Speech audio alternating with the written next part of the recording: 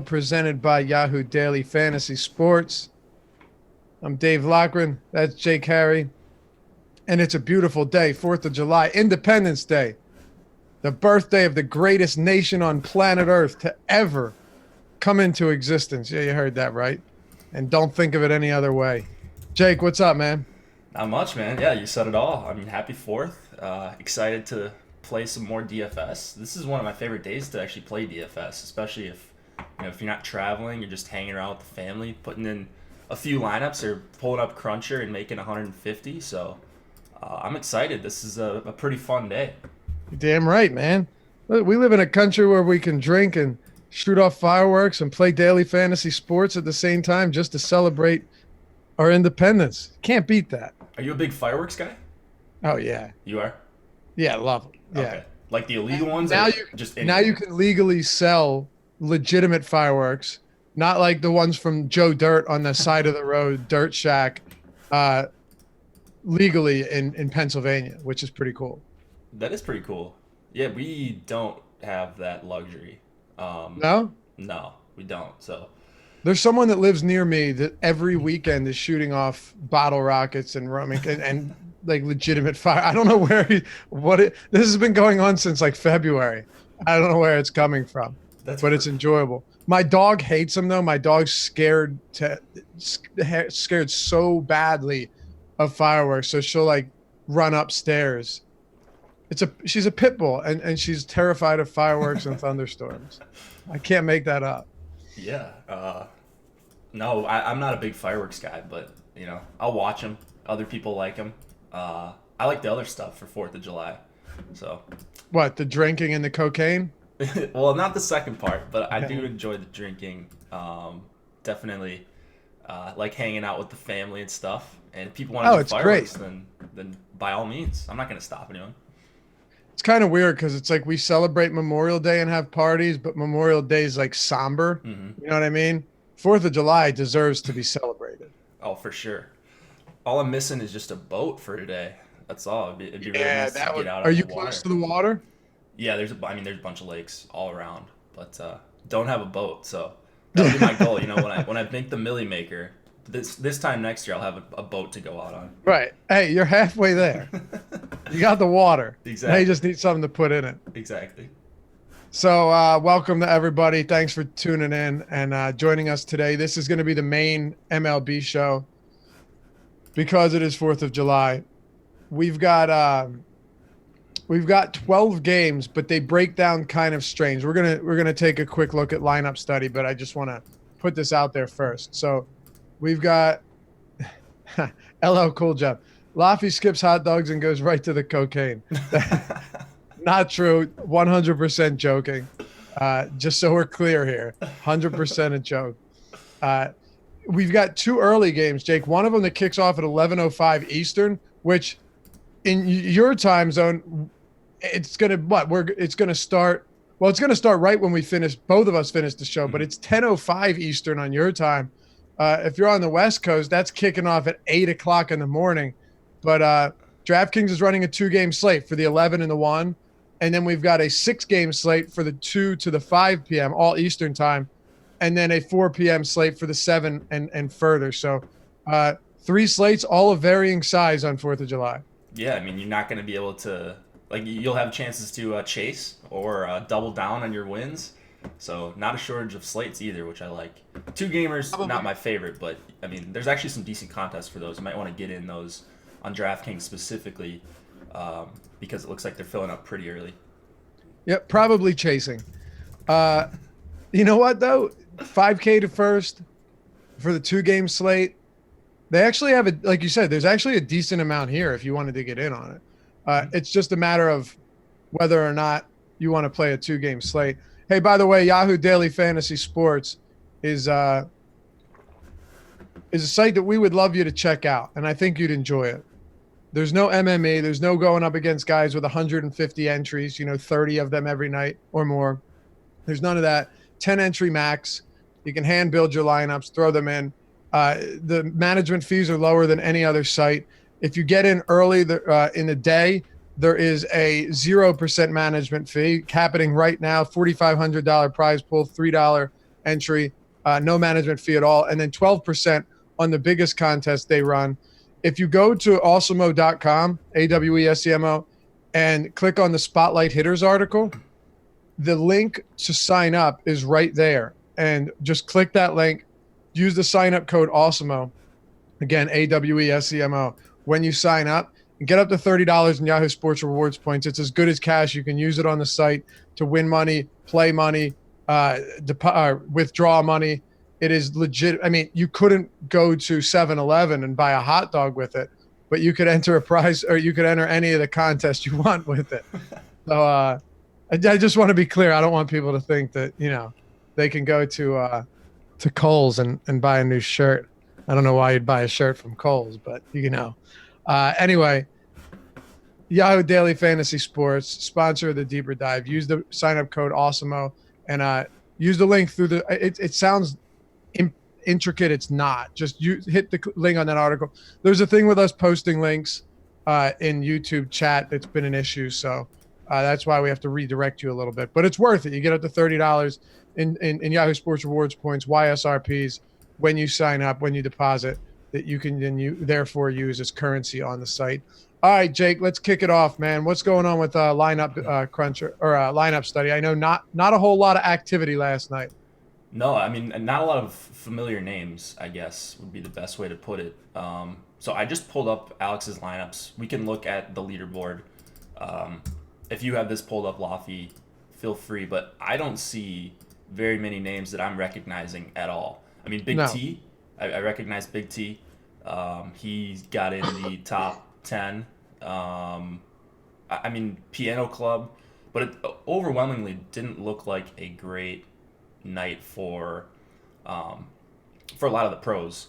Wakey with his all-in approach looks like he had some success with the Braves, Tigers, and Astros. Looks like he basically went all in on 3 teams, which is not out of the ordinary for him. And then again, I pulled up Alex's lineups. You can kind of see why he didn't have success last night, and it's because he had 64% Chris Sale. He's grading out really well for him. He was double the field on him. And when your 11-8 pitcher gets you 5 fantasy points on DraftKings, you're just going to be way behind the 8 ball. So that Toronto team has really plagued him lately, man. It's very strange. You would think that it'd be a good enough matchup. So you kind of just set the table for something good. Instead of us just talking about there not being anybody that we really know. And like you said, Piano Club, Wakey, Big T. What do you think the reasons were, not just for Alex, but for some of these other, Sonny Gray was phenomenal yesterday, and hopefully on FanDuel and Yahoo, and you played him even on DraftKings. I think once Yelich and Grandal were out, he was viable. He went 8 scoreless with 12 Ks. He's been excellent. But what do you think it was that well, I'd give you another one. The Astros scored 4 runs. Coors had 6 total runs. The game had a 14.5 total. Yeah, and Alex had the total even higher. I think he had 8.5 runs or more going to Houston. Yeah, because his totals are always higher than what I have. Yeah, so, I mean, he was expecting a shootout, per usual. And looking at the top lineup that actually won in the $12 tournament, it was a stack, but it was a 4-man naked stack with Mike Leake and Sonny Gray. So, we talk about the chalk not going off. A stack of who? Pittsburgh. Oh. Yeah. So it's just, he had the right one-offs, Donaldson, Gleiber, Bryce Harper, and Castellanos. So all his one-offs did very well, and that's why, he carried him to the top. And he actually won this tournament by a pretty good margin. But yeah, it looks like the 5-man stacks didn't really go off, which is not usual for a 14-game slate. All these pros are basically stacking in every single one of their lineups, 5-mans or 4-4, 4-3, something along those lines. And when that doesn't happen, it doesn't materialize, a lot of these guys are just not really going to have success. So that's probably why. Plus the sale, dud, and a lot of people were on sale. He was 30% owned in this tournament. Eloquently put. Also, Mike Clevenger had a really nice bounce back start. definitely liked him yesterday. 6 innings scoreless with 9 Ks. That's a great bounce back for Clevenger. Walker Buehler gave up 3 runs, but this guy's been amazing, man. Like, he's been so good. He struck out 9 across 7 innings. He keeps his pitch count down, and it doesn't even matter anymore. So it was an odd slate. And what I worried that would come to fruition with Cal Quantrill did. He didn't get out of the 5th inning. The Giants ran out a boatload of lefties, and the rest is history. So, yeah, it was an odd slate in that respect. But 6 total runs at Coors Field certainly won't make life much. Oh, you know what? And I'll do one better.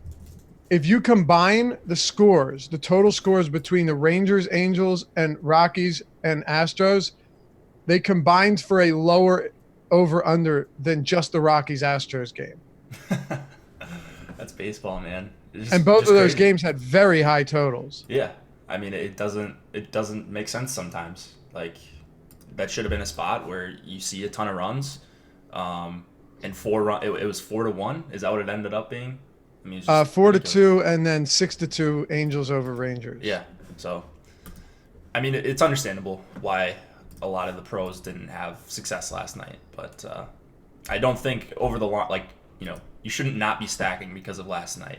No, of course not. 14 game slate, you need to have all your lineups being stacked, at least in large field GPPs. That's what Alex preaches, and he's had some success over the years, as people know. So a little bit. Yeah, a little bit lately too. I was watching the lineup study segment. Was that a couple days ago? With me and Josh? Yeah. Yeah. Oh my God. Yeah. It was ridiculous. I mean, just every tournament. Not a single team scored double-digit runs yesterday either. See, that's just so weird on a 14-gamer. I bet that only happens a few times a season. Yeah, and it's also funny because, like, you would think that would be the type of day where you love, like, where having Sale in your lineup and paying $12K for him is money. Right. So, like, because generally you're not getting all those expensive bats. But what a lot of people did was play Sale with, like, Quantrill or, with I liked Tyler Alexander, who he ended up, compared to a lot of other pitchers, he was fine. I think he had like 12, not great, but better than Quantrill, better than a lot of guys, better than Sale. God, it was even. It was kind of weird, and then we'll get started. Yesterday, outside of Sonny Gray and I guess Clevenger, because Strasburg was on the early slate. Outside of those two, even though there wasn't a ton of offense, it wasn't like pitching went crazy either. Mm-hmm.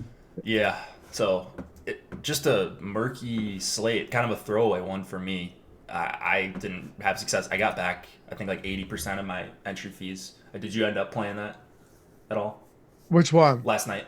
Yeah, close to basically around break even. It wasn't one of the best nights. No. Yeah, it was just a really weird slate. I had one lineup, I think, on FanDuel that did pretty well, and that was it. Like, everything was just like pretty gross across the board, as we talked about. So yeah, well, maybe it won't be as gross today. Let's get started. Miami and Washington, Cleveland and Kansas City. Let's just take a look at this abbreviated slate real quick, because as you mentioned, there are some decent contests going on. You've got Zach Plesac against Kansas City. We just saw Clevenger rebound from 2 brutal starts since coming off the injured list. Plesac's last start, it's funny because he and Clevenger got tuned up against the Orioles at Camden Yards last week. But in large part, he's been a very impressive pitcher since being called up this year. And then you have Anibal Sanchez, another guy who, has been, I won't say wildly impressive, but he has been good. And his numbers and strikeout stuff against righties has definitely been passable. Then Homer Bailey, who at that price is pretty hard to stomach, and Alicia Hernandez. Instead of going game by game here, let's just take a look at, let's just take a broad look at it. There's no point of really going game by game. Let's just talk about roster construction, starting with pitchers. Yeah, I think for me, there's not one pitcher that really sticks out outside of maybe the cheapest guy we're seeing here on DraftKings, Elisa Hernandez. You don't think Plesac against Kansas City is? It's just a tough strikeout spot. I guess for 9K, like I guess I looked at the 9K and I was like, that's kind of not a price I'm really willing to pay. But on this slate, I guess you're just looking for raw points out of the pitcher. You have to get the top 2 scoring pitchers to Yeah, kind of what I was thinking too. Yeah. So actually, in that sense, it's probably everyone's in play on a 4-team slate. It looks like, yeah, actually, Plesac is not the highest owned pitcher, and that's because you're seeing Anibal Sanchez as a pretty big favorite against the Marlins. He's a righty. Marlins struggle versus righties. But one of the I like him here. I like Sanchez by default. Yeah, I mean, and if you guys want to take a look at ownership projections, we have them for the slate. We have them for all the turbo slates and afternoon, night slate, whatever it is.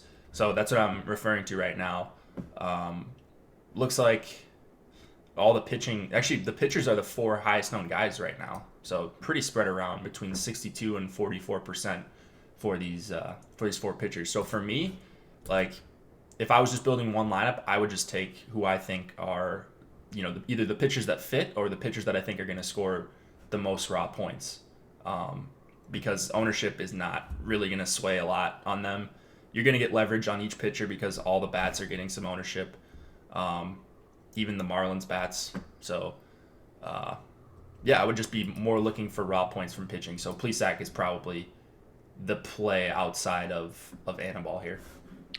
Yeah, and Anibal Sanchez, as many rough seasons as this guy has had, and I actually do believe he's been a little bit lucky this year, but that also doesn't take away from the fact that, look, he's got a 22% K rate against righties. Is it spectacular? No, but it is slightly above average. He's allowing 0.6 home runs per 9. His xFIP, is higher than you'd like it to be again, but when you're getting respectable strikeout numbers and you're limiting power to righties, as you know, Jake, the matchup doesn't get better when you're facing the Marlins. They're going to run out probably an 8 righty lineup. It's not at Marlins Park, but it doesn't really even matter that much. I actually think, now this might sound weird, but given the context of the slate and there only being 2 games and the way DraftKings has priced pitchers this season, I think Sanchez is actually underpriced. Yeah, I mean, you're probably right. He looks like the clearest, so he's got the best chance at the win. He's probably got the best strikeout matchup of any pitcher on the slate. Definitely has the best strikeout matchup of any pitcher on the slate. We don't have an ace here, so I'm actually surprised he's not the highest owned or the highest priced pitcher. So I agree, you are getting a discount, and it's not like you couldn't take a bat or even 2 against him here if you felt good about some of these Marlins. Right, yeah, for sure. I mean, on short slates, we very frequently see pitchers that are insanely overpriced just because it's a short slate. So Sanchez, to me, he just makes sense. You obviously have Plesac. I don't have a problem with that. Do you have any interest in Bailey? Or I know you talked a little bit about Alicia Hernandez, who's cheap. Bailey, this is a pretty unforgiving spot. Yeah, really, really tough spot for Bailey. He would probably be my least favorite out of all these 4 guys. So, and full disclosure, you and I are very willing to play him if it's in the right spot. Like, I have no problem playing Homer Bailey. I've played him a bunch of times this season, and take he's the good come with the through bad in a lot of those times. So he can still miss bats, and that's what you need against a team like Cleveland. The question is Cleveland going to actually allow you to miss bats when they've got all these solid players in their lineup? So it's just when you're looking for raw points on this 2-gamer, I don't see myself getting to a lot of Bailey. If I was multi-entering, I think he would be my lowest owned guy. Yeah, me too. So in order of your projected ownership or projected exposure yourself, Sanchez, Plesac, Hernandez, or Sanchez, Hernandez, Plesac? It would be close. I think Sanchez would be the clear number 1 for me, and then Agreed. Plesac and Hernandez, I would guess they'd be separated by a few percentage points. That would be my thinking as well. Yeah. But it is interesting. At least we have 1 or 2 pitchers, maybe even 3 that could have a decent start. And that's all you can ask for. But that's what makes, I think, this 2-gamer a little bit interesting, is because while I don't think either of us would be surprised to see really low-scoring games across the board, I also wouldn't be surprised to see Plesac get tuned up a little bit or Hernandez struggle a little bit in Washington. What are your thoughts on hitters here?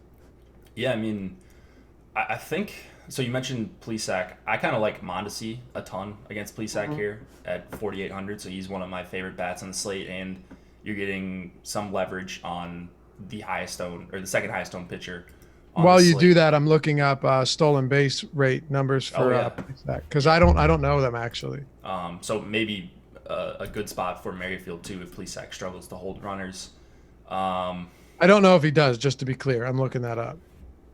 the the Indians, I would guess, would probably be my second favorite stack after the Nats because so even if you get to Elisa Hernandez, you get the Marlins pen, and I'm pretty sure it's really hot in DC. Yeah, 90 degrees, a little bit of wind blowing out.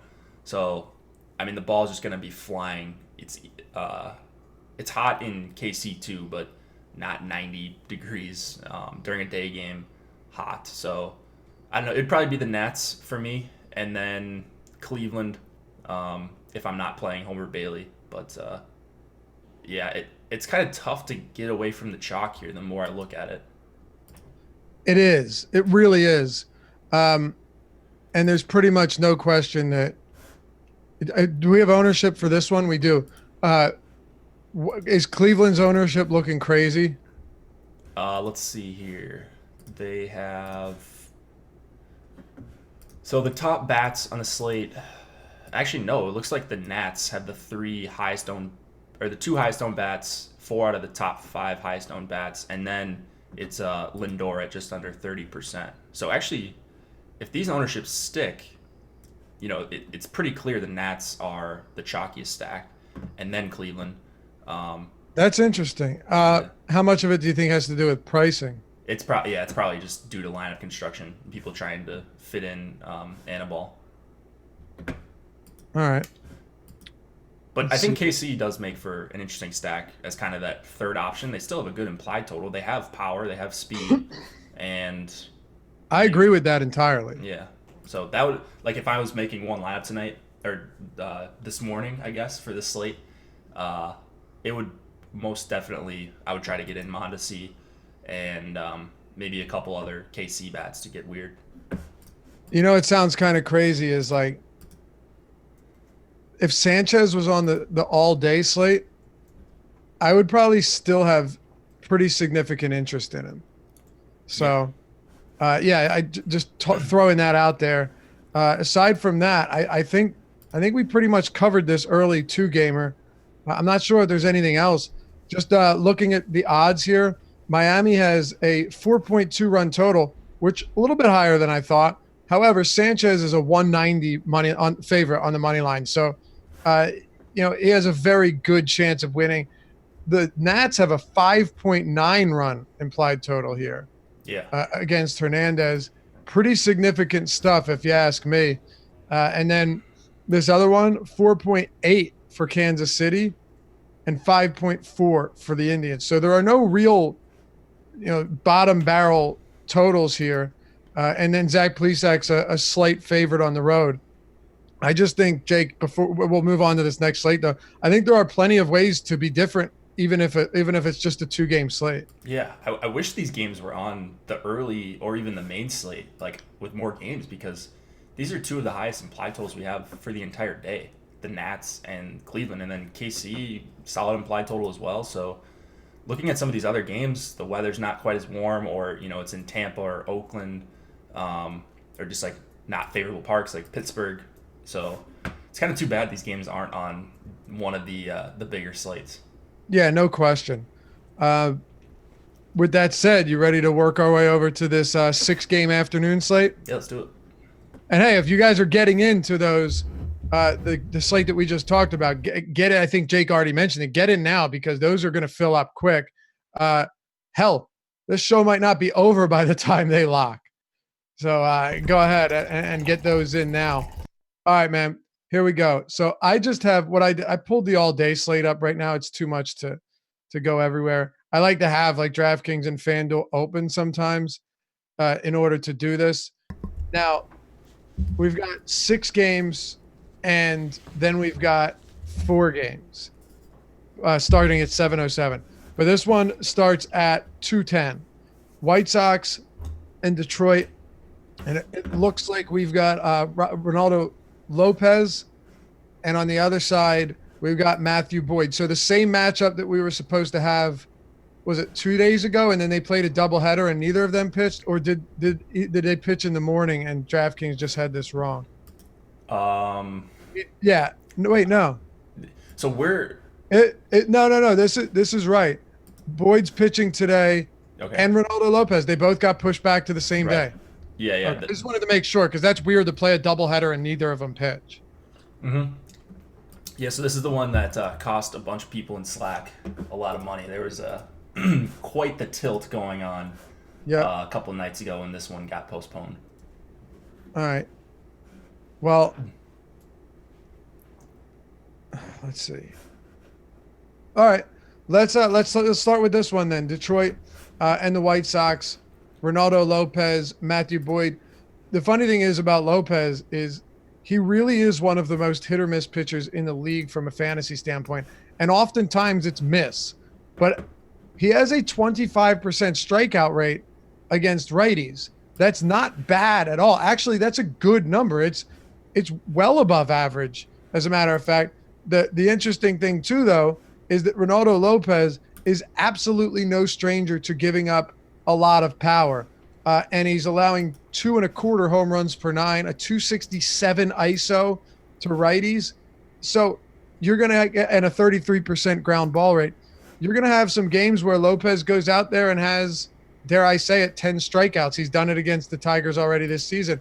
You're also going to have games where he completely implodes and doesn't get out of the 4th inning. This does feel like one of those matchups, however, that that Ronaldo Lopez could go out and give you, 8 or 9 or 10 strikeouts. Yeah, I mean, at first look, when you look at the ownership projections, I don't know if you caught this at all, but he is the highest owned pitcher on the slate right now. Yeah, no question. And he was going to be one of the highest owned the other day as well. It's hardly a surprise. Yeah, and I was thinking okay, well, I'll just pivot somewhere. But then you look at who you're pivoting to. You want to play Tanner Anderson against the Twins, right? I mean, or Waka versus Seattle, and that's really all you have. And that was the same exact thing the other day. I remember on the strategy show in the deeper dive. At first, before we got to that game, we had just mentioned Lopez ownership, and I was like, "Yeah, I'll definitely be getting away from a 29% owned Lopez." Once we got to that game, I had a totally different opinion of the matter, because the opportunity cost with somebody like Lopez is very low. Right. I mean, he doesn't have to do very much to be worth it in this lineup. And cheap chalk is a little bit different because it's not going to force you into a certain lineup construction. Whereas if you're playing 40% owned Chris Sale on a big slate, then you're going to be forced into stacking only you're going to have fewer teams that you're able to stack in tournaments. So Lopez just opens up everything, and he's clearly in the best spot for these cheap pitchers. So I'm just going to try to ignore the ownership. I would imagine I get probably around the field or over. It's just such a quality strikeout matchup. You mentioned 25% versus righties. Detroit's probably going to have more righties than lefties in this lineup. And there's some power on Detroit, and some of their bats are probably going to get some ownership. But I do agree with Ronaldo being by far the best value the more I look at this slate. Right. Me too. It's unfortunate, but it's just the truth. Now that isn't to say that you couldn't get some Detroit bats on the other side, just because we know he has such problems when it comes to home runs. Ronaldo Lopez really struggles with keeping the ball in the park, but he can miss hitters, or he can miss bats, and he's going to face a lot of righties as the Detroit Tigers always run out. What about Matt Boyd on the other side of this game? He's been really good this season. He is really good. Matt Boyd's legit, man. I did a serious show I guest hosted with somebody, and it was 2 weeks or 1 week, probably 10 days into the season, and we were doing will they this, and it was will Matt Boyd finish with 150 strikeouts? I said no, he's going to finish with 250. Now obviously that's a stretch, but it just a little bit of hyperbole, but goes to show that his stuff is real. It wasn't a fluke. It was never a fluke. Matt Boyd's got some of the best stuff in baseball, but does that mean you want to pay for him today? Yeah, I certainly don't have a problem paying with him just based on how good he's been. You look at the White Sox numbers versus lefties this season, about a 24% K rate. Less power than I would expect, but just a 153 ISO for the White Sox active roster, 106 WRC plus. They do a good job of kind of getting on base even when they're not hitting for power. You said something interesting. You said less power than you would suspect. It's funny because when I was writing up Alexander yesterday, I was kind of blown away to see that they have the second lowest ISO in the league against lefties. It doesn't really make sense when you have Right. Eloy and Abreu, Moncada's Moncada. hitting lefties better this season. It's weird, right? I McCann, was yeah. really surprised by it. Yeah, so I don't know. Maybe they just haven't had their whole team, or guys have been hurt, or I don't know what's going on. But yeah, a little bit surprising. And it's not like Boyd's giving up a lot of power. So the weather is concerning. The implied total is why you're seeing, or the weather is why you're seeing the high implied total here in the Detroit bullpen. So as far as the strikeout matchup, I've got no issues playing Boyd here at 10-6. Ownership, he is at, let's see. Yeah, I mean, he's going to be lower owned right now, around the same ownership than Woodruff and Castillo. And if his ownership drops, I'd be looking to get over the field because I think he has an argument for being the most talented pitcher on the slate, even with Woodruff and Castillo right now. What's his ownership coming in at? He's at 23 right now. Woodruff and Castillo are 26. Okay. He has actually allowed a decent amount of power this season, but 11 of them have been solo shots. It doesn't really concern me at all because he just mitigates it so well with strikeouts, man. Yeah. Not to mention he hasn't had to eat. Well, he has had some easy matchups actually. Texas, because he's a lefty, he had 11 Ks. That was a rough one. He gave up 3 home runs in an inning, and it was like the only blemish on his score. But all in all, yeah, I agree with you. It's a good spot for Boyd. Top 10 K rate for the White Sox. No issues getting there. What about hitters in this game? The obvious leverage for Detroit. I mean, these guys aren't fantastic, but like Stewart and Candelario, Josh's boy, and Nico Goodrum as well. Like the lefties against Ronaldo, he just can't strike out lefties at nearly the same rate. 15. Did Josh hitch his wagon to Heimer Candelario? He always talks about how he's going to get a bunch of him. So, Josh, he likes to play. He likes to play the cheap bats, and Sure. Detroit's always cheap, and Candelario always grades out well for him. So it's just funny whenever he mentions Candelario because now he's kind of in on the joke. He just always gets a bunch of them. Right. So That's great, being tied to Heimer Candelario. yeah, he was pretty disappointed when he got sent down to the minors a few weeks ago. I guess there are worse players. Let's talk about the Cincinnati Reds and Milwaukee Brewers. We had a long discussion yesterday on several shows just about Sonny Gray, how good he has been against lefties, but how good he's been in general this season, right? Like Sonny Gray has been really, really good. And he's done a lot of this inside a bandbox known as Great American Ballpark. Well, yesterday it was a weird trade-off because I was still going to roster him not on DraftKings but before the lineup adjustment, but on FanDuel and Yahoo he was very cheap and he was facing a lot of lefties. But then you had Yelich and you had Grandal out of the lineup. It turns out that they were replaced with Tyler Saladino, and who was the other? Was it? I don't even know who the other one. I guess Ben Gamel, but it wasn't pretty. He had a beautiful game. Now you've got a better pitcher, or at least an equally talented pitcher in Luis Castillo facing the Brewers today. The difference is Luis Castillo has always had some issues against lefties. If there's been one problem area, that's what it's been. But this is also a team that strikes out a decent amount against right-handed pitching.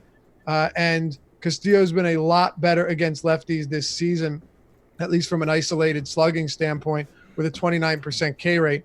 What are your thoughts on Castillo here against the Brewers? The only thing I'm concerned about with Castillo is just the power, assuming the Brewers roll out a normal lineup today.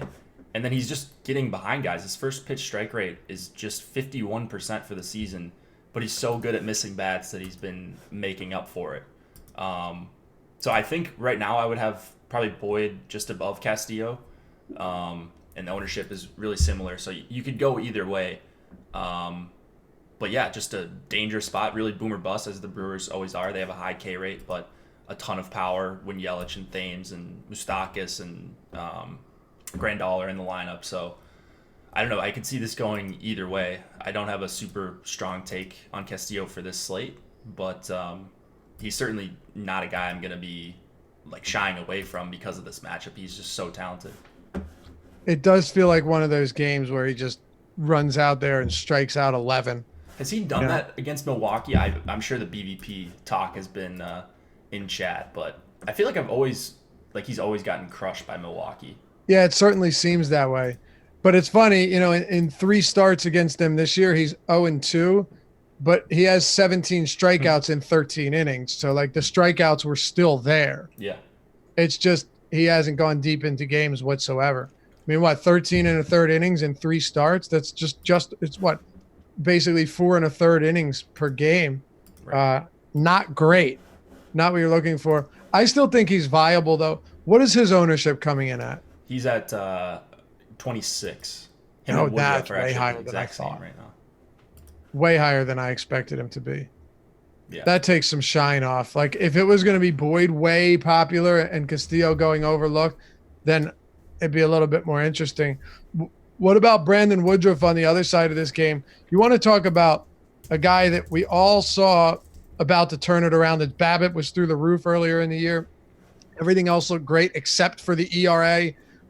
Recently, he has turned it around. He's been excellent.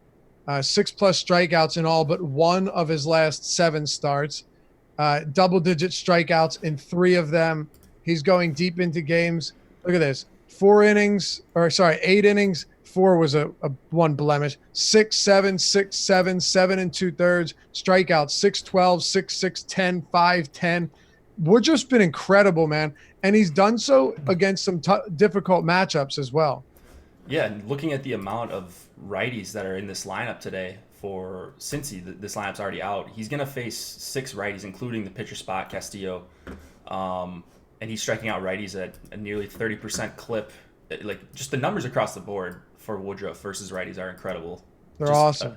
XFIP over 3, whip under 1, 259 on base percentage. I mean, the quality of contact could be a little bit better, but yeah, I mean, I really, really like Woodruff here, and I didn't realize how much the Reds' active roster was striking out. Early in the season, they were one of the lower rates in the season, but against righties so far, this active roster is top 10 in the MLB in K rate. And is that right? Yeah, 23.6%, under 90 WRC plus. Interesting. I did not think it was that high. Yeah, I mean, Votto and Puig, and I can't remember if Winker is a big strikeout guy. I don't think Dietrich is. But yeah, I mean, you could see the strikeouts being there for sure today for Woodruff. Yeah, and not to mention, I'm not saying he's like egregiously underpriced, but I don't really see why Woodruff should be cheaper than Jose Berrios, who is way more expensive than him.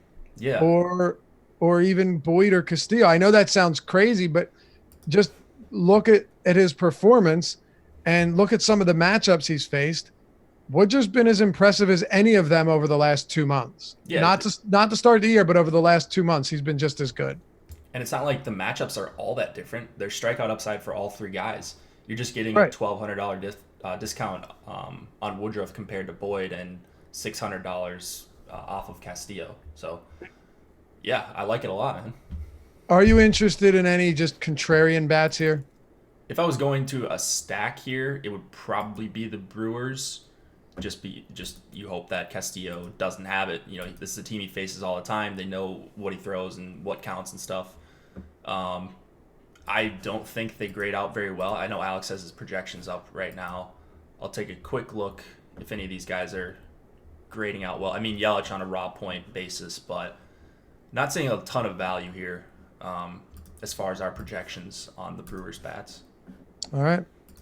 And I don't disagree. I'm not sure it's necessary. We can talk about Pittsburgh and Chicago. Jordan Lyles, Jose Quintana at the spacious PNC Park, which has actually been, hemorrhaging runs lately. A lot of, look, good pitchers parks can still produce a lot of scoring, especially depending who's on the mound. But you've got Lyles, you've got Quintana, you've got implied totals of 5 for the Cubs, 4.6 for the Pittsburgh Pirates, a 9.5 over under. Cubs a slight road favorite here. I don't know if I get to pitching on this one. Not sure it's necessary. What about you? I don't think I'm going to get to pitching either, and possibly some weather concerns for this game. This one looks not perfect like some of these other games, so keep an eye on this one for weather as you get closer to lock. You won't have to make a decision on this one until a few hours after lock, actually, since this is a 4:05 Eastern start. But this is going to be one you want to make sure it's playing clean, or we expect it to play clean. Quintana 7,400 and Lyles 7,800 are two guys I don't think I'm going to get to much of. Pittsburgh's just a really tough strikeout matchup, and they've shown they have a ton of power. Like Josh Bell being an incredible hitter just makes this lineup all of a sudden look completely different than what it was last year, or even what we thought it was at the beginning of this season. Yeah, he's pretty decent. Yeah, man, he's killed me too, because like the projection systems probably haven't caught up to just how good he has been. Yeah, I think you're right. And so he doesn't grade out as quite the best value, whereas DK has priced him up basically immediately as he started raking. So 5,600 for Bell. He's hitting right. He's hitting lefties. He's hitting righties. It doesn't really matter. But this is not a game I really love on either side, I don't think. Maybe some Cubs value bats, but I think I agree with you. The pitching is not super appealing here. It really isn't. And I don't have a problem going elsewhere. As far as hitters go, I'm not in love with it, but I do have some interest. I mean, I've mentioned I have some respect for Jordan Lyles. I don't think he's great at all, but I think he's better than terrible. The thing is, though, he has been lights out against righties this year. I mean, seriously, look at these numbers against righties. Phenomenal. And his xFIP is very low as well. So I don't think he's been getting super lucky either. 25% strikeout rate, 3.7 xFIP, 104 ISO, less than half a home run per 9. His whip is below 1. These are really, really good numbers and a lot of ground balls. Lefties, on the other hand, he has not enjoyed nearly as much success, almost 2 home runs per 9, a 163 whip, and a 376 WOBA, 248 ISO. I do think you can look to some lefty hitters here against Lyles today. Yeah. Man, there are not a lot of great value pitching options today. I just searched for sorted by value and took out all the hitters on the projections here, and man, it's tough to try to find a quality option really in any range outside of those top guys, but they're not even grading out as good values for 10K. I know. And so, I mean, yeah, I don't know. You mentioned Lyles being good against righties, but you've got Rizzo and Schwarber right at the top of that lineup that makes me worried. And those are the guys I really actually like today. I like lefties against Lyles quite a bit. Oh, yeah, and their prices have just been perpetually broken. Especially Schwarber, he's up to 4,100 now, leading off versus righties. And then Rizzo at 4,600. He's been pretty quiet this season. Like, I haven't heard a ton about Rizzo, but I never pay attention to what's actually going on in baseball. So, like, he could be hitting 330, and I'd have no idea. But for DFS, like, right. he hasn't been, having the double down games that we've seen in years past. So yeah, those are really the only two bats I'm excited to play in this game. And pitching, I'm probably not going to end up on much of anything. Let me ask you this, though.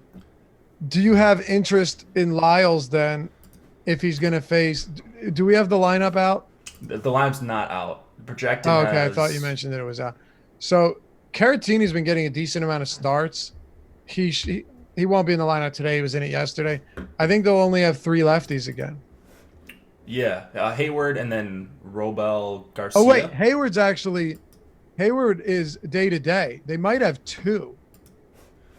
Yeah, and Chris Bryant's also day-to-day. I mean, yeah. So Bryant would be another righty. Maybe they throw in another lefty bat, but Right. I'd Well, I'm rather saying not have Chris Bryant. And yeah, Brian's just a good hitter. yeah, So exactly. I don't care which replacement player lefty you replace him with. I'll take that any day of the week. So I don't know. Maybe it's a really watered down Cubs lineup today, and it doesn't look as bad as we think. Could be. I mean, day game after a night game too, so very possible. All right. Well, do you have any other interest in hitters here? Um, Not really. Josh Bell's just really good. Marte at 5,100. They're just kind of priced appropriately, so no one really jumps off the page for me. All right. Oakland and Minnesota. The Berrios price tag has just been a little out of control lately. I mean, he's a good pitcher. He's not a great fantasy pitcher. Once in a while, he'll go out there and shock you like that start against Boston.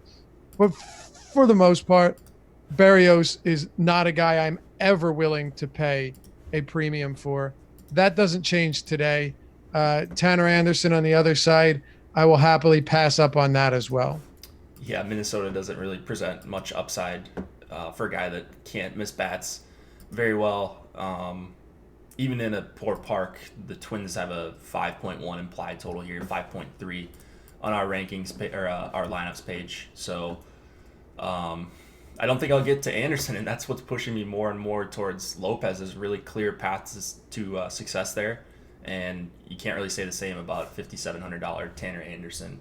Barrios, I agree with you, just way too expensive. He's the opposite of Josh Bell. Like the projection systems, like he's not striking out nearly as many hitters as he has been. Good, really good real life pitcher, a guy you'd love to like root for and have on your team, but for DFS, he's almost never going to warrant an 11K price tag on a 6-game slate with Castillo and Woodruff and Matt Boyd. So I agree, just too expensive. That being said, Barrios isn't a guy that I want to target a ton of bats against. The one guy that sticks out, and you'll probably agree, is Matt Olson for 4,500. Just lefty power against Barrios. Yeah. Chris Davis is 3,600. I didn't realize how rough this last stretch has been for him. Brutal. I think it was either you and Josh maybe a couple days ago were talking about it, or maybe on the deeper dive last night. Yeah, just how far he's fallen after that hot start to the season. He had like 10 home runs in the first month or something. Yeah. And then he's just completely disappeared. Yeah. It's too bad. I'm sure he'll pick it back up. I think he's been in and out of the lineup. Like he was injured, maybe he's not fully recovered or something, but yeah, it's just weird to see his price tag and me not being like, yeah, you got to play Chris Davis for 3,600.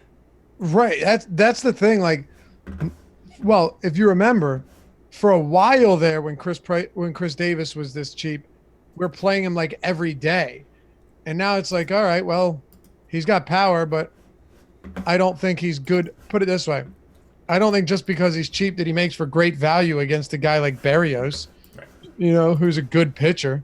So no, I don't see much need there. Now, where do you stand on Minnesota bats against Tanner Anderson? Because they have had unbelievable power against right-handed pitching this season. And Tanner Anderson hasn't exactly shown much to say that, he's a reliable starting major league pitcher. Yeah, I mean, I really like Minnesota bats. The public looks to be on them a decent amount. You're getting some quality price tags.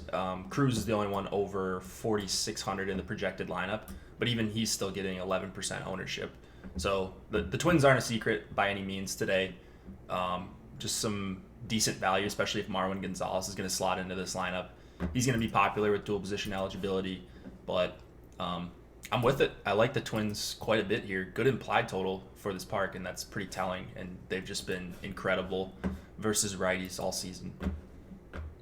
I like them here. They have a run total on this one. Where is it? Here, of 5.1. It opened at 5.4. So one of the higher totals on this slate. Mm-hmm. And I think Twins bats make plenty of sense just given the rest of this slate. Now, I mean, the only thing you're going to pay for a lot of these guys, but they're not, I guess Sano is. Wow, that's ridiculous. But like CJ Cron, not very expensive. Garver is insanely expensive. but then Kepler and Polanco. There are at least a few of these guys where you don't have to pay 5K for every one of them, but they're not cheap. I don't even know if Sano's going to be in the lineup, and then it might be Castro instead of Garver. So we might be even getting some better prices than what we have on the projected lineup on our lineups page. All right. How about we move on to the next one on our list? This is the second to last game for this day slate. St. Louis and Seattle. Tommy Malone is your probable long reliever, and Michael Wacha. God, another game where it's like, ugh, man. If it didn't exist, it wouldn't bother me. But I guess, Jake, talk to me about pitching. So Wacha, he's actually getting some ownership, not nearly as much as Ronaldo Lopez. That might be a guy that, depending on where ownership shakes out, once we get closer to lock in a few hours, I could see myself having a bunch of Wacha. I don't think he's good. It is an okay strikeout spot. He's just a pivot, and that's really about it. I think his range of outcomes is much, much tighter than Ronaldo Lopez, as you mentioned, who has 10K upside, especially in this matchup. And I don't think Wacha, you're looking for 5 innings and 4 or 5 strikeouts, and he just has a decent start. And that's your only differentiation point in your rosters compared to the Lopez owners. So that's about it. There's nothing about Wacha that makes me want to say, yeah, he's in a great spot here. He's fine. He can go deep into games. The pitch count is a little bit worrisome, but he's been efficient in his recent starts. And yeah, it's Seattle who just is shipping away everyone. Another thing, didn't Seattle start the season just red hot? Weren't they the best team in the league the first few weeks? Especially in the power department, man. They were hitting so many home runs. And now they're worst team in the league, or second worst behind Baltimore. Is that right? Is that in power or just wins? Win-loss. I remember seeing it on Twitter. They were going to the World Series, and then now they're just garbage. 38 and 52. That is just outrageous that they could be. Well, I guess it's not that surprising when you look at their pitching. But what's kind of funny though is if you actually think about it, look at their pitching. Their pitching should be way worse than it actually is, right? Tommy Malone has been really good, and they're still losing. Wade LeBlanc has been really good, and it hasn't made a damn difference. Some of these guys actually are better than they or have been better than they should be, and it still hasn't made a difference. Yeah, just a lost season. What looked really promising for Seattle right at the beginning, and now it's gone south very fast. But you mentioned Malone versus righties. Yeah, some pretty good numbers. The xFIP is pretty high, but below 1 WHIP, 230 on base percentage, not giving up a ton of hard contact to righties here. So I thought it would be more on St. Louis here, and you still might get to some value bats because they're all under 4K on DraftKings basically, or around 4K, and it's a 5 implied total. So obvious value here for St. Louis. I wonder if they come up as one of the more overvalued stacks though once we get the top stack tool. Yeah, I think it's. So you think Seattle will be, or St. Louis will be? I think so. Whenever you have a cheap team with a pretty good implied total, but not the best implied total, that's usually a team that everybody gravitates towards because then you can pay up for the expensive pitching. St. Louis is going to allow you to get Castillo, Woodruff lineups and actually some pretty good hitters after that. So we see it all the time with the Tigers. Yep, exact. Tigers, White Sox are another team that are like that. Toronto for a while. Yep. Yeah. So yeah, you're probably right. We'll definitely see about that. I will say though, it is a pretty appealing. Now the park sucks, but a lot of these guys do hit lefties well, or at least have for their career, and you're getting them at a really cheap cost. They definitely don't think they're a necessary evil here because you don't have to pay up for both pitchers. But I definitely wouldn't be surprised to see quality numbers. That said, if like you said, if they're going to be the most popular team, which is very possible, then I probably don't see myself getting there. Yeah, I'm taking a quick look at where they are.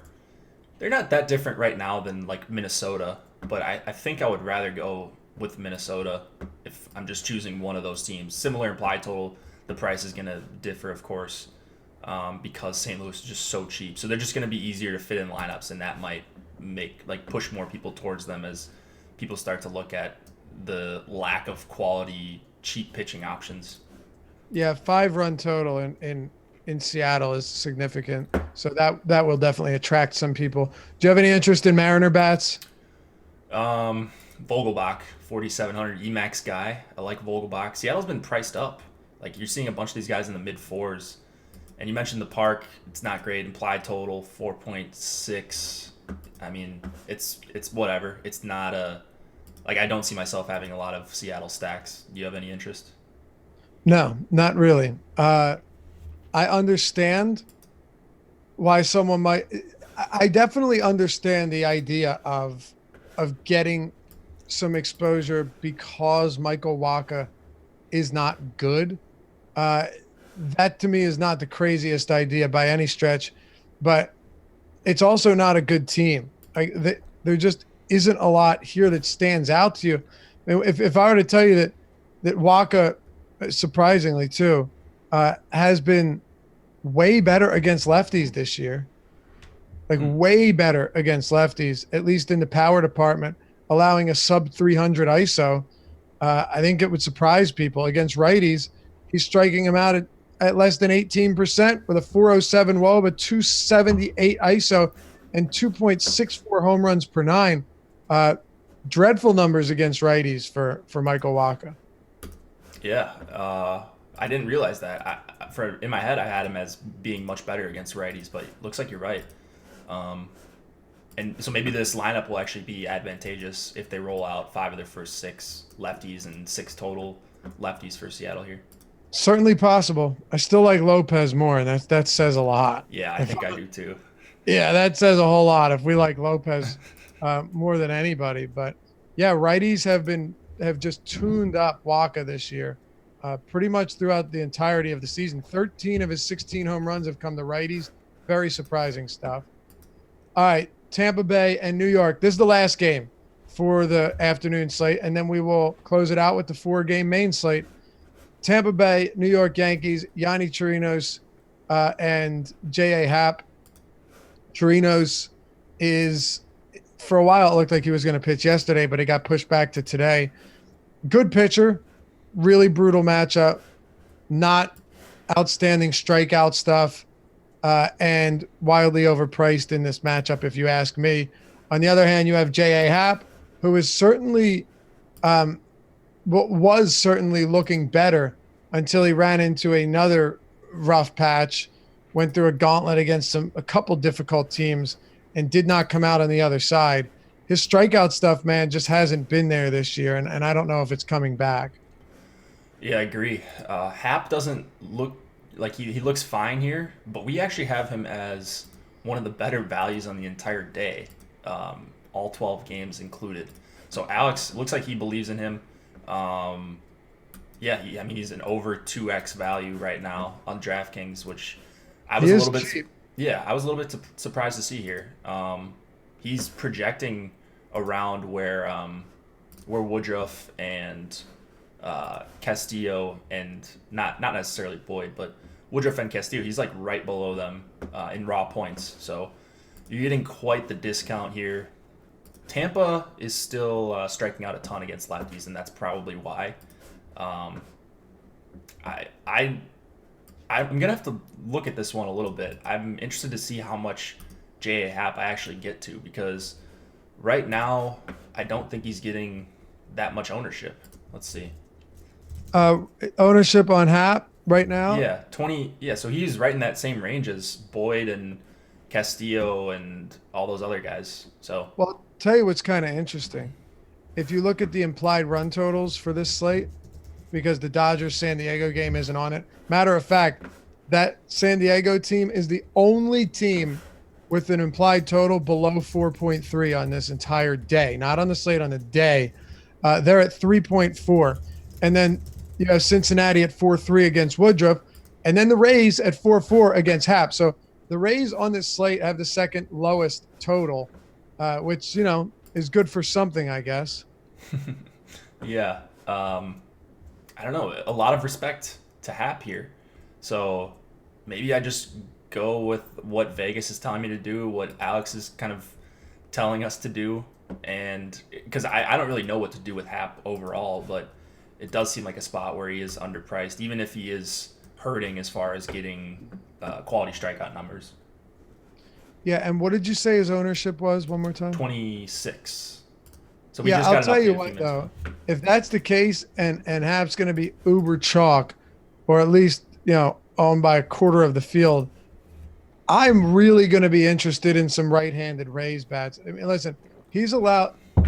If you take every pitcher today, and look at the home runs they've allowed to righties, nobody, including Waka or Quintana or Ronaldo Lopez or Matthew Boyd, no one has allowed more home runs to righties than J.A. Happ. He's allowed 16 home runs to righties, 2.2 home runs per nine, and a 242 WOBA. He doesn't allow the most base runners, but man, when he gets hit hard, and he has a 514 xFIP. I'd be interested to see what this lineup looks like for the Rays. It could be very enticing if Hap's going to have a lot of popularity here. Yeah, I mean, you can make a case for sure for Darno leading off for 3,600, and then Pham and Avisel Garcia. So, yeah, you could get to a contrarian race stack, especially if Hap gets chalkier and chalkier as we get closer to lock, which I would imagine Adames he does. too, Yeah, assuming he's in the lineup. Not a team I'd be looking to like full stack here, just because they probably will run out a few more lefties than I love. But getting 2 or 3 Rays against a guy that literally has hemorrhaged home runs to righties is not a crazy idea yep. at all. Although I wish the game was in New York and not Tampa Bay. Yeah. Any interest in hitters on either side for you, Jay? Judge at 4,600, and I like Hicks for 4,200. Not sure I'm looking to stack up the Yankees either, because I agree with you on the Tampa side. Like, Trinos is a good pitcher, overpriced for sure, and it's not a great park. But Judge versus righties is, I mean, he's awesome, of course, but 4,600 is kind of an underprice for a guy that the park doesn't really matter. If he gets a hold of one, it's going out anywhere. Meanwhile, on DraftKings, DJ LeMahieu is still 5,400. Yeah, man, he's been crushing. He's But been so good. It's ridiculous. like, do we all of a sudden think he's a different player than what he's been his entire career? Well, I'll tell you one thing. Yankee Stadium has really cushioned his power numbers this year. So he has 9 home runs at home and 3 on the road. But get this, this is what's strange. Of the 21 doubles he has, 16 of them have been on the road. Okay. So Has he changed his swing? yeah, I mean, we know Yankee Stadium helps, but it's a little bit different when you're coming from Coors Field. Right. Like he's coming from Coors. But LeMahieu was always really bad on the road. So, Right. Yeah. I mean, he got bumped up, I thought, because of Coors. But now all of a sudden you go to still a good park, but a worse park for half your games, and you're just raking everything. It doesn't really make sense. here's the truth, though. Yankee Stadium's a better home run park than Coors. Sure. Fair enough. Like it's such but it's also harder to hit doubles there as well. So I think that's why actually that makes perfect sense, right? It's harder to hit doubles in a smaller park like that. It's easier to hit home runs. So yeah, I get it. He's hit for a lot of power though, and it's pretty impressive. I would not have anticipated that being the case. All right, Jake, you want to move to the 4 p.m. main slate? Yeah. Oh, you mean the 7 p.m.? Sorry, Yeah. what did I say? 4? Yeah. 4. I'm talking Pacific time. Of course. Yeah. The 7 p.m. We'll call it the night slate because, like you said, I think the main slate is the after. I'm just so used to calling it the main slate the night slate. Did you see Adam's tweet real quick? What? You can check it while you pass this game on to me about FanDuel. FanDuel really blew it as far as their tournaments today, which is not a shock. But Adam had a funny tweet that I just read. Go ahead, read it out loud. Is it appropriate? It's pretty appropriate. I'll clean it up. Hold on, let me find this again. I think there might be a word we probably shouldn't say, but yo, FanDuel, I know you guys are perpetually drunk, but there are 12 baseball games today, and your biggest slate is 4 games. Is their biggest slate really 4 games? Yeah. Wow. I don't know. How does that even happen? That your biggest slate is 4 games? Are they doing 4, 4, and 4? Well, let's just look at this now. Like, are they doing the 11 through 2? That would make sense. Not that I agree with it, but I mean, and then the 4, 4, 4, 4, 4, 5, and then I bet they are. Wouldn't surprise me. They're doing a 3-game very early. Okay, that starts at 1:15 Eastern. At 4:05, they're doing a 4-game, basically like turbo slate, and then so there's no 11. There's no 11 a.m. game is what. There's an all-day slate. Okay. But imagine how those contests look, because right, of course, and then that seems pretty silly. I think DraftKings probably did it right here. I don't mind them attaching the 1 p.m. game to the 11, give you 2, and then make 6 on the afternoon slate. I'm okay with that. Yeah. All right. Well, let's talk about this night slate. Toronto and Boston. It was not a memorable performance from Chris Sale yesterday, and I don't expect Hector Velasquez to do all that much better today against the Jays. Marcus Stroman, who was dealing with the pectoral issue, is so. The thing is, it says that he's not a lock to make this start today. Yeah, I don't know what to do with that. I just saw the questionable tag too. If he doesn't go, I don't even know who would be going. So this game is difficult to talk about. I guess the one thing we can look at is whether or not Velasquez is stretched out. It's weird though. Why wouldn't you just scratch him or push him back a day or two if you're, right. For Stroman? Like one of your better pitchers on your staff. And yeah. You're going to throw him out there and it's like, oh, well, I hope he's healthy. Right, exactly. He's been very good. By the way, Velasquez, his last 2 starts, he hadn't pitched since the 29th of May, but then he pitched the 18th of June and the 29th of June, 43 and 21 pitches. Yeah, so this one's probably going to be a write-off for pitching. I mean, unless they just say, Stroman had, he was sick last night or something. Like, I don't know.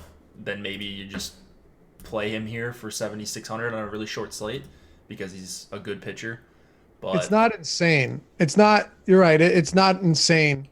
He's actually been very good against Boston this season. Do you remember the game where he was screaming after each out or strikeout? Yeah. I love him, man. He's cool. Yeah. I love watching Stroman. I'm a fan of Stroman's, man. I really am. Now he just needs to start pitching for no contact because it's more fun to watch. But yeah, look, honestly, if you said, "Oh, I want to get some Stroman over J.A. Happ," well, actually different, unless you're playing the all day. If you want to get to some Stroman, I don't think it's insane. I also worry that maybe it is insane because he's already questionable to pitch. Like, yeah. don't even know if he's healthy enough. Right. So that would be the thing. Like, is he just sick? Like, did he just have, like flu symptoms the last couple of days or something? It's a pectoral issue. Oh, God. Why would you even risk it here? It's his titty. Yeah, no, he's I think he's that's what I mean. Why even take that risk? Yeah, if he's questionable, just scratch him. Like, it's not like the Blue Jays are going anywhere. Are they? Actually, I guess I just assumed they were bad. I never pay attention to the standings. That's awesome. Just this perennial assumption that they're really bad. They're terrible. Wow, I didn't know they were that bad. Man. Wow, I had no idea they were that bad. Neither did I. So. And the Yankees, wow, Boston only 40. Boston's 10 games out. Are they really? They're 10 games out. No, 11 games back. It's so weird. Defending champs. Man. Wow.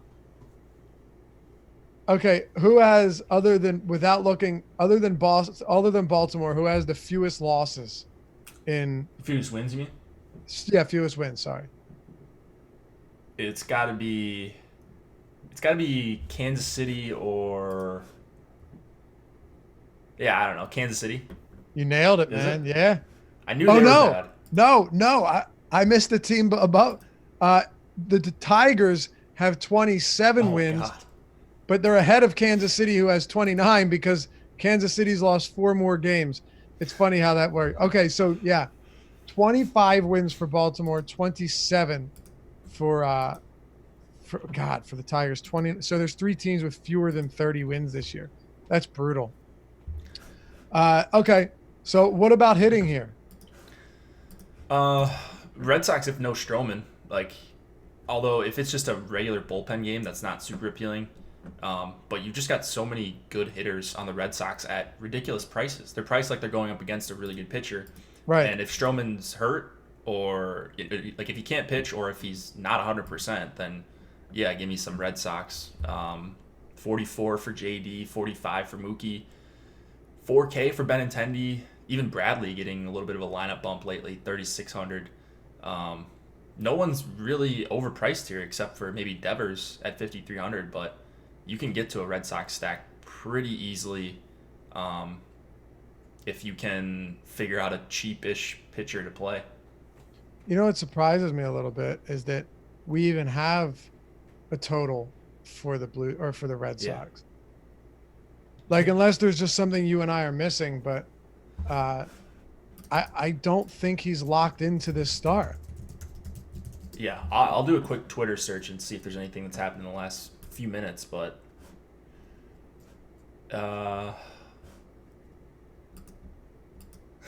people tweeting at Stroman, yo, are you starting today? I don't see anything, like, definitive, at least. Neither do I. So I guess we'll have to wait on that, but it's definitely a situation to monitor because these Boston bats can be very potent. And, if Toronto just does a throwaway game here, it could get really ugly really fast for them. Yep, agreed. And the implied run total right now is 5.1 for Boston, which seems to make sense against Stroman, but I think that would only go higher. All right. Atlanta, Philadelphia, Mike Soroka, Zach Eflin. Eflin's been one of those guys, Jake, that against righties has been, pretty decent. He's done a very good job of limiting power to them. 284 ISO. The strikeout rate, though, only 18.9%. Against lefties, though, he's just allowed whopping amounts of power.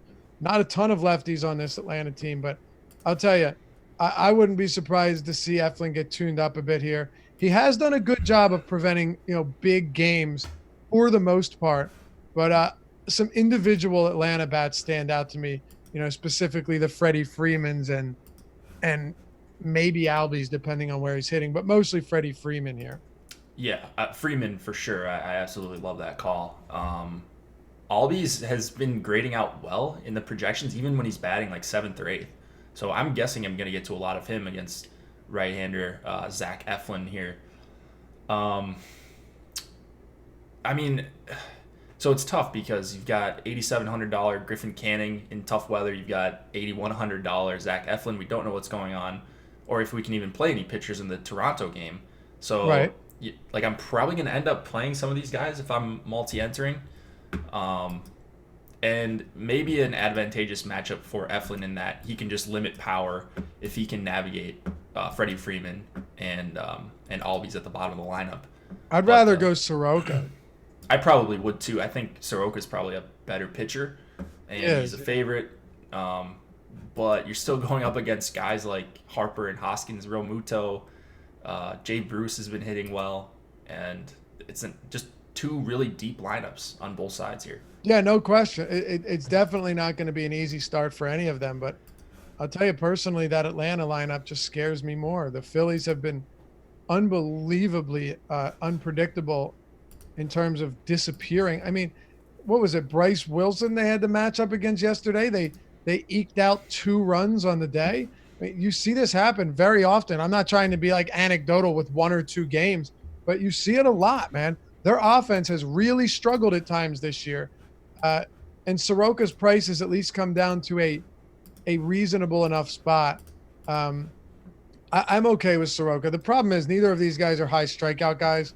We're essentially just hoping that, they can give us like 7 innings and don't allow any runs. That would probably make the most sense. But Like, so in this slate, like, there's Hyunjin Ryu, and then who's the number 2 option? I know, Because man. I know you're not playing Lance Lynn against the Angels, no matter how good he's been. Yeah, I mean, you're gonna have to play one of these guys. There's no good strikeout matchups. I mean, maybe Canning against Texas, but that's in Texas with the 5. Texas way better against righties at Globe Life Park. No, you're absolutely right, dude. This is why I think Soroka and, like you said, maybe even Eflin do warrant some consideration.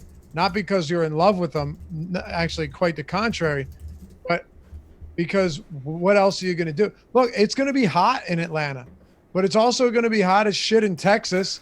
And it's a way better hitter's park. You're right. It's Ryu, unless you want to play Dinelson Lamet.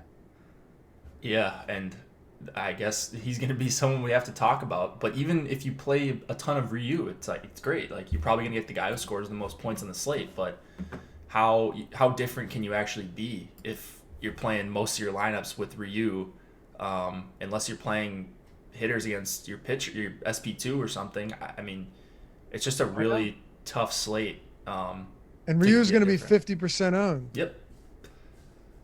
Yeah.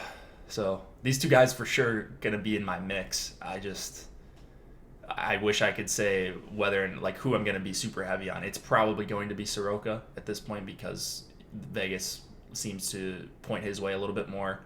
And Phillies have an implied total right around 5 right now, which is one of the lower totals on this slate. But yeah, it's tough both ways. Yeah, no question. Like, it almost has me interested in Stroman if he pitches and says I'm totally fine. Yeah, because Stroman could go out there and give you 7 innings with 4 strikeouts and put together a quality start and be the key to the slate if he's healthy. Similar concept with Nola the other day, except Nola's a lot better at getting called strikeouts. But against good teams, pitchers like Nola and Stroman can kind of quiet them. Just based on the amount of ground balls Stroman's going to get. It's not crazy, but only because this slate doesn't offer a lot from a pitching standpoint. And, like, while Soroka, I think, is fine, if you're playing him with Ryu, then that's $20,000 in pitching already. Yeah, exactly. And that's, like, I hate playing the super chalk, super expensive pitcher because I prioritize bats, and like I want to get to the bats that people aren't going to play because they're so much more volatile. Maybe Hector Velasquez is the guy. Maybe. I was looking at how serious, he's projected. Dude. Yeah, I'm serious. I honestly don't think it is the craziest idea. Alex has him at under 1x value. He's got him at under 5 points for a 5K pitcher. Yeah, I mean, it's not good. 13% ownership. But do you really? But here's my thing though. Like, do you really want to pay almost $9K for Griffin Canning in Texas and pair him with Ryu? No, not really. I don't want to play any of these guys. I know. I mean, I don't know. The problem is, how many pitches do we get from Vlad? Like, if you told me he could throw 70 pitches, I'd probably be like, okay, I'll do it. Yeah. But even that's uncertain. Look, really, I'm basically just saying this whole slate, as far as pitching goes, is very difficult to grasp. There's not a whole lot here. Do you have any individual bats you like for this game? We already talked about Freddie Freeman. Anyone else that stands out to you? Real Muto, 3,700. Really love that price. Okay. We got 2 games to go here. This wonderful 4th of July Thursday. This next one, and by the way, Woodruff is allowing like no power whatsoever this year. So yeah, it's unless it's cheap, like you talk about Real Muto, right? Unless they're inexpensive, I don't really want to pay a premium for any of those guys. LA Angels at Texas Rangers. First pitch in Arlington at Globe Life Park is going to be 92 degrees. That should be enjoyable. Expected to see plenty of runs in this game, as we always do. You have an 10 and a half total, but 5+ implied totals for both teams. I mean, it has been so difficult to try and wrap my head around what to ever do with Lance Lynn. I mean, dude, he just went out with 8 scoreless, 10 strikeout innings against the Rays, and then gave up 5 runs to the White Sox prior to that. By the way, I was at the Atlantic City DraftKings Sportsbook, and I bet decent amount on the Rangers for that one, which, well, they won, but never mind. I think I bet him like -3 runs. I was really drunk. And then you had him against Cleveland, great. Against Boston, pretty damn good. He's been awesome, man. The problem is you got to be out of your mind if you think I'm paying this much for him against an Angels team that has the lowest K rate in the league against righties. Yeah, Lynn, I mean, awesome is the right word. The matchup is about the exact opposite from, power perspective with Trout, Ohtani, Upton, Calhoun. Strikeouts are nowhere to be found on this Angels roster. Like, Lynn has done it in tough matchups, though. So I just don't see myself getting to Lynn as an SP2. So maybe just as a strict pivot off of Ryu, that like I could get overweight on Lynn here, and that's really about it. There's nothing about the matchup. He's just been amazing, and he saves you 1,600 off of Ryu, and those are the things going for him here. I hear you, and that's not that much going. I mean, Mike Trout, Shohei Ohtani, Justin Upton. It's not a friendly lineup whatsoever.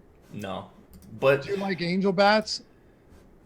I like Ohtani, but it's not like Lynn's given up a ton of power either. So Trout's Trout. Ohtani is 5,200. So those guys are really expensive to get to. The Angels are probably going to be popular bats to go with Ryu, I would guess. So you're getting a little bit of extra leverage there with Lynn if you can keep him quiet. But, I don't really love bats. I don't love solo bats that much against Lynn outside of the obvious two. What about you? He has a 2.92 xFIP against righties this year. Is So that good. insane or what? Yeah, so good. And he's always been good against righties, but he's not allowing much of anything to anyone. No, he's been great against righties for his career, and oddly at home when he pitched at Busch Stadium. And I think a lot of times that would go overlooked. But do you know what his K rate is against righties? I mean, it's got to be around 30%, 28. 34.3%. 34. Wow. Is that crazy or what? Is that leading the slate? Yes. Okay. Man. Yes. Leading the entire slate, 34.3%. Now, granted, that's against righties, but still, it's insane. Sorry, Alicia Hernandez at 34.4, but he hasn't faced. Yeah. He's faced like a quarter of those batters. What about Texas hitters here against Canning, who is also good, has a monster swinging strike rate. I think it's still above 16%, but has also been susceptible to giving up power. He's allowed 12 home runs in only 61 innings this season. And you look at the multiple home run games, there have been a decent amount of them for Griffin Canning. Let's see. On the season, 1.8 home runs per 9 to lefties. He's faced 116 of them. 1.71 with a 236 ISO to righties, 219 ISO to lefties. If there's one knock on Canning, it's not that he can't get strikeouts. It's not that he can't miss bats. It's not that he walks batters at a ridiculously high clip. It's that he gives up a lot of power. Yeah. I really like Texas. I think they might be my favorite stack because I agree with that. They're difficult. They're more difficult to get to, especially if you start your lineups with Ryu. And they've got a ton of power. It's a great hitting environment. And like you mentioned, Canning gives up some power, whereas Lynn on the other side really hasn't. He could this game, but if you're looking at the entire season of work, Canning's much more likely to give up power here. If they roll out a bunch of lefties, even better. I mean, I'll take a ton of Joey Gallo here for 5,700. He's going to be someone that's really difficult to get to with Trout, $300 or $400 cheaper on DraftKings. But even the secondary parts like Asdrubal Cabrera and Odor, Ronald Guzman in the 8th spot, those guys make the stack somewhat easier to get to. So No, I'm with you here. I totally agree on that. And I think as decent of a pitcher as Canning is, because he's good. I said yesterday when we thought he was pitching on the deeper dive, like if you just watch him pitch once or twice, you'll realize the kid's got awesome stuff. But he's susceptible to power, 92-degree temperatures, great hitters park, and a bunch of lefties. I'm with you on this one. I think the Rangers need to be considered here as a top team on this slate. All right, last one, man. Hey, by the way, if you haven't checked out Awesemo.com yet and you want to look into getting an Awesemo Plus subscription, which has ownership projections, player projections, the top stack tool, all of which Alex Baker, Awesemo himself, created, developed, and uses every single day. The lineup builder, the fantasy cruncher add-on, articles from all of us over there at Awesemo, and so much more. Use the promo code MLB Strategy, all one word, MLB Strategy. Get 50% off your first month of membership for all of that stuff that we just mentioned, all of that type content, all of those tools, and a lot more that I haven't mentioned. So MLB Strategy, use that when you sign up, select your plan, and type that in, MLB Strategy, one word, to get 50% off your first month of subscription at Awesemo.com. We hope to see you over there, friends. All right, last one, Dodgers, Padres. Hyunjin Ryu and Dinelson Lamet making his season debut, coming off an elbow injury. Let me pull up, unless you already did, his rehab numbers here. Yeah, so I've got him up here. Okay, good. What do you have? Okay, so let's see. It's always tricky on Baseball Reference. I always get confused here. So he's 1-2 in 2019 with 6 starts. He has 24 innings pitched. He has, let's see, he's K per 9, 12.4. This is a guy that, 3.4 walks per 9, 1.5 home runs per 9. So he's been good. Like, he clearly has strikeout stuff. I remember he came up, was that last season or 2 seasons ago? And he just lit the world on fire. I think maybe it was last season, because I know, was it you that was really excited to play him when he first came up? Yeah, he was awesome, man. It was 2 seasons ago, though. He was out the entirety of last year. So it was 2017. You're right, though. His strikeout stuff was filthy. When he came up with the Padres, pitched 114 innings, had a 29% K rate. Correct me if I'm wrong, though. I feel like Lamet was way better against righties than he was. Yes. Okay, so check this out. 239 WOBA. This is in 2017. His only season. 239 WOBA and a 141 ISO to righties. Those are good numbers. Very good numbers for a pitcher. 33.6% strikeouts, 8% walk rate, and and how many home runs per 9? 1.23. So whatever. 0.87 whip. 339 xFIP. Listen to this against lefties, though. 364 WOBA. 249 ISO. Neither of those are very encouraging. 1.6 home runs per 9. And his K rate went from 34% to 24%. Ooh. His walk rate went from 8 to 14%. And his whip went from 0.87 to 1.63. Doubled. Wow. So way, way better against righties than he was against lefties. And the Dodgers have a lot of lefties. Yeah, a lot of really good lefties with a lot of power. So, I mean, the match. So he is right now the chalkiest pitcher on this slate. I wonder if he comes down a bit, but if he's going to be 50% owned, I can almost guarantee you I'm going to have a ton of Dodgers stacks. Right, I know. And yeah, I'm not going to get Ryu, but if you're going to knock out 50% of the field or close to it, and your bats do what you need your bats to do with the stack, then I don't think having Ryu is going to matter all that much. So, yeah, good call on the splits. I mean, this could not be a worse matchup, really. I mean, maybe the Twins this season, but the Dodgers have been as good as anyone versus righties over these last couple of years. So, I don't see why I would want to play. I get that he's talented, but why would you want to play him as the chalkiest pitcher on this slate?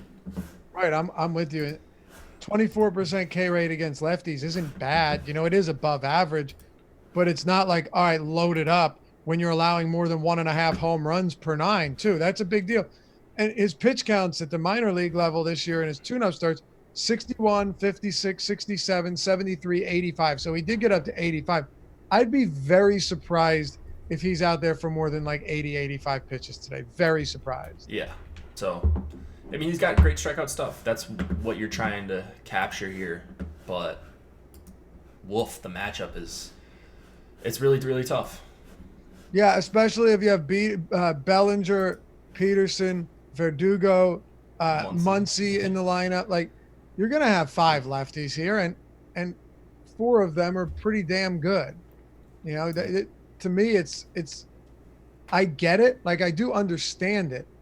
But and they might have Matt Beattie in the lineup too. Like Peterson, Bellinger, Muncy, Beattie, Verdugo yesterday. 6 lefties in the lineup. It's a really tough matchup for him. So I get it. You're hoping for the strikeout upside, but I would rather do that with a low owned guy and say, all right, he could go get me the strikeouts. He'll be overlooked. He's very risky, but he'll be unowned. In this case, it's like, could he get the Ks? Sure. But he's going to face a slew of lefties, and he's going to be over-owned. Yep. So, yeah. I think we just talked about the Dodger bats that we like. We don't need to go much further there. Jake, why don't you close it out with Hyunjin Ryu here and your thoughts? Obviously, we all know it's the only team with a total below 4.3. It's at 3.4. Ryu's a monster favorite, but just explain how you're approaching this. Yes, Ryu, I mean, raw points-wise, you're not going to find a better option here.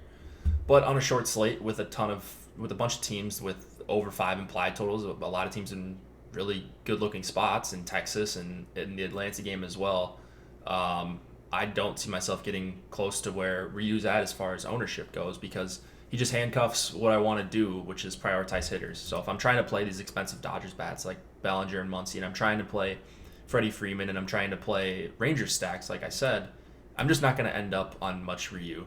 So that's just kind of how I approach MLB DFS, is just to pay up for stacks as much as possible when it makes sense. And I think if I'm paying up for bats, I'm automatically going to get a different lineup construction because I'm not going to end up on as much Ryu as a lot of other people. All right. I do wonder, though, how much are the, I guess the Dodger bats are kind of expensive. Yeah. Also curious to know, like, as far as ownership goes on the Dodgers, how high? Bellinger 5% right now, Jock 14, Muncy 11, Verdugo 3%. Oh yeah. Matt Beattie 0.9%. So there's that. Low owned. I think overall, yeah, it seems like it. All right, man. You want to add anything before we close it out on Independence Day? This is the main show, so hopefully you enjoyed it. We won't be here for the Deeper Dive or Live Before Lock today, but Jake and I just covered it all. There will be content on the site. There will be articles on the site, the tools, the projections, the ownership projections, the stack tool. All of that will be available to anybody who is a member. You can also sign up for a week if you're not ready to take the dive on a month, in case you wanted to look at the tools today. But that's about it, Jake. It's the morning show. It's Independence Day. It's 4th of July, and I'm going to go enjoy myself. Yeah, it'll be not a better day to enjoy yourself than today. So hopefully we broke it down sufficiently for you guys. The cheat sheets will be up on the site. Those are free. If you want to just get a quick look at the slate, of course, you want to check out all the top stack tool and the projections and all that. Super important, especially for this late slate where if you're MMEing, you kind of just let the projections do the work. And for me, going to prioritize some bats and hope these expensive bats do what you pay up for them to do.